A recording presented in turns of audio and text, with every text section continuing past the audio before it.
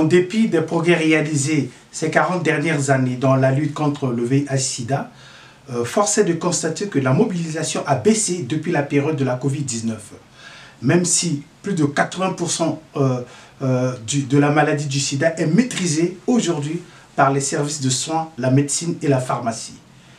Cependant, en Afrique subsaharienne, il y a encore beaucoup de carences à la matière parce que entre 25 à 30% de la population jeune est exposée au risque de transmission du VIH et puis à la maladie.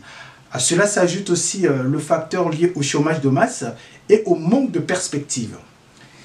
Et la célébration de l'année mondiale de lutte contre le sida cette année 2024 nous pousse à marcher sur le chemin des droits.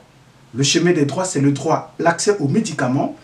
Et les personnalités engagées, les industries pharmaceutiques, les pharmacies, les professionnels de santé, les associations de terrain, tous on a porté la nécessité de faciliter l'accès aux médicaments chez les populations les plus favorisées, notamment en Afrique subsaharienne.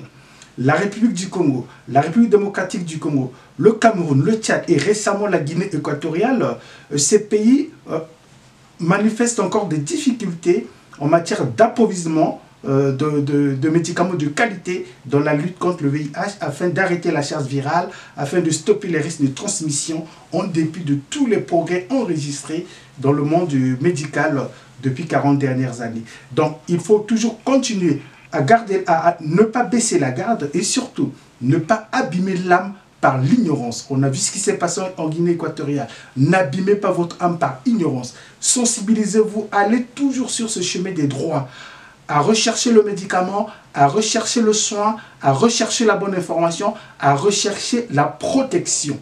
Il ne suffit pas de vivre dans l'insouciance pour manifester sa liberté et le droit de disposer de son corps.